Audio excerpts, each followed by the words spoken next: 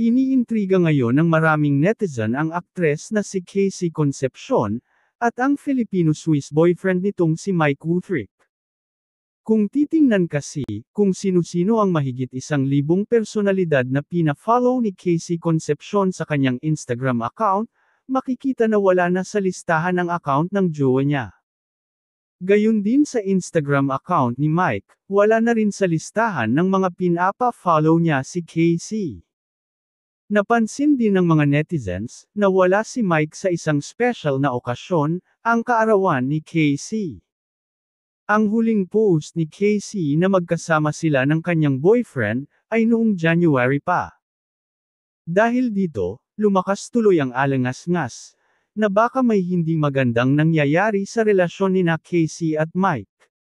Ayon pa sa ulat ng Philippine Entertainment Portal nitong Biyernes ika-31 ng Mayo, hindi na raw makikita pa sa IG feed ni Mike, ang larawan nila ni Casey noong September 2023. Pero hindi pa naman daw burado ang IG Reels ni Casey, kung saan kasama nito si Mike. Shinek naman ng balita ang parehong Instagram account ng celebrity couple para kumpirmahin ang naturang ulat. Marami na sana ang buto sa relasyon ng dalawa, at wala na sanang pakialam ang mga netizens, kung kailan mag-aasawa ang aktres dahil meron na nga itong boyfriend.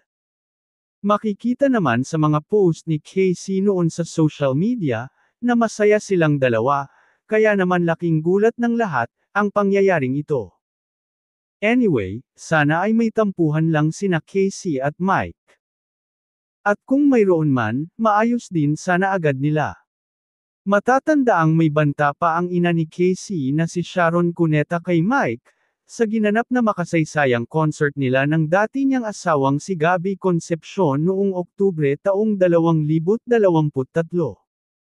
Samantala, habang isinusulat ang artikulong ito, wala pang inilalabas na pahayag, reaksyon, o tugon sina Casey at Mike tungkol sa naturang intriga.